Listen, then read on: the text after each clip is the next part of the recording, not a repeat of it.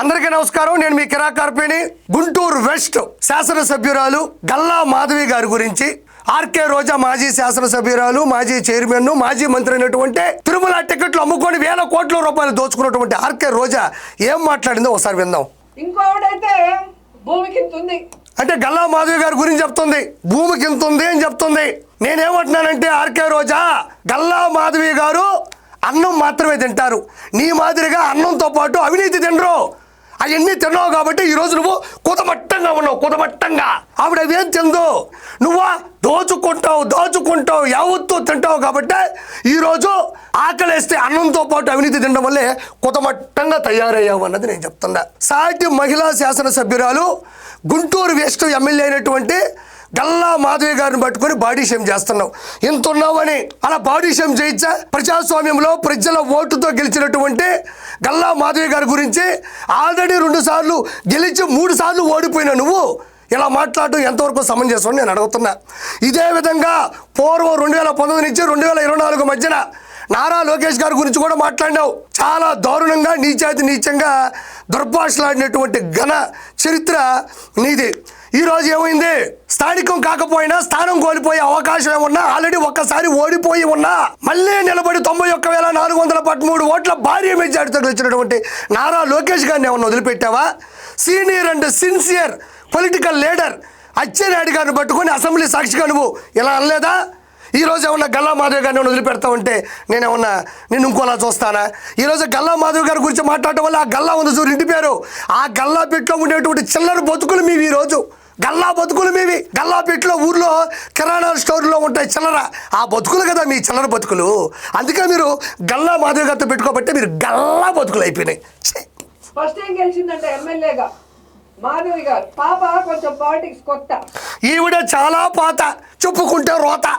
ఈవిడ మహిళా పొలిటికల్ యూనివర్సిటీలో గోల్డ్ మెడల్ కొట్టిందయ్యా. స్వామి వివేకానంద గారి సిద్ధాంతాలతో, పుచ్చలపల్లి సుందరయ్య గారి అభిప్రాయాల ఆచరణలతో, మైండ్ సెట్తో బ్లైండ్గా వెళ్ళిపోతూ ఉంటుంది ఈవిడ చెప్పే మాటలు వింటూ ఉంటే పాప కొత్త, పాప మొదటిసారి గెలిచింది కాబట్టి రోజా మాట్లాడుతూ ఉంటే ఎలా ఉంటుందని ప్రత్యేకంగా చెప్పనక్కర్లేదు.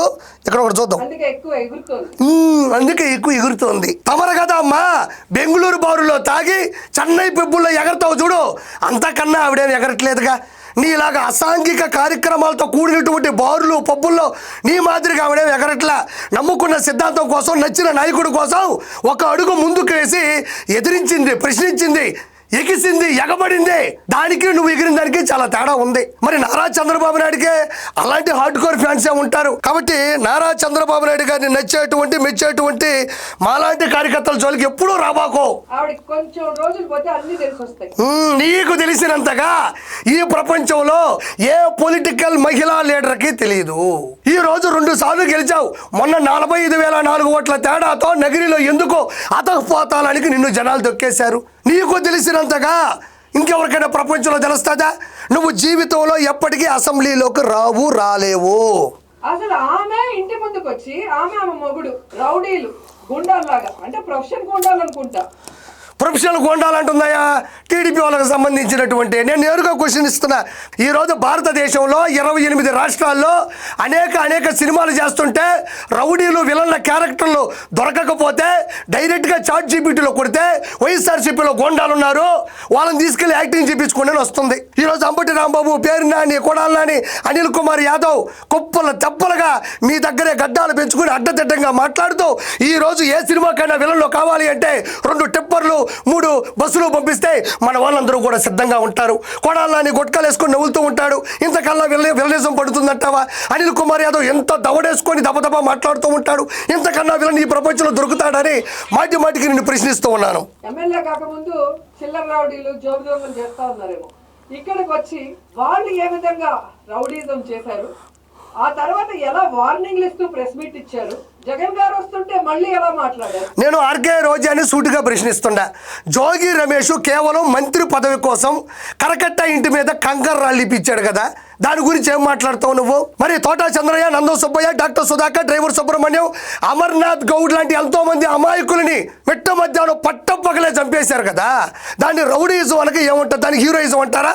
మరి చిల్లర రాజకీయాలు చేసేది, చిల్లర రౌడీల్ని ప్రోత్సహించేది, చిల్లర బతుకులు బతికేది ఎవరు అని నేను ఈరోజు ఆర్కే రోజాని మనస్ఫూర్తిగా ప్రశ్నిస్తుండా. మీకు అధికారం కావాలేమో రౌడీజం చేయడానికి, మాకు అధికారం కూడా అవసరం లేదు, జగన్ అన్న సైగ చేస్తే చాలు. మంచి మాట చెప్పింది ఆర్కే రోజా. మాకు అధికారం అవసరం లేదు, మీకు అధికారం కావాలి, మేము ఏమన్నా చెయ్యాలంటే అన్న సైగ చేస్తే చాలు అంటుంది.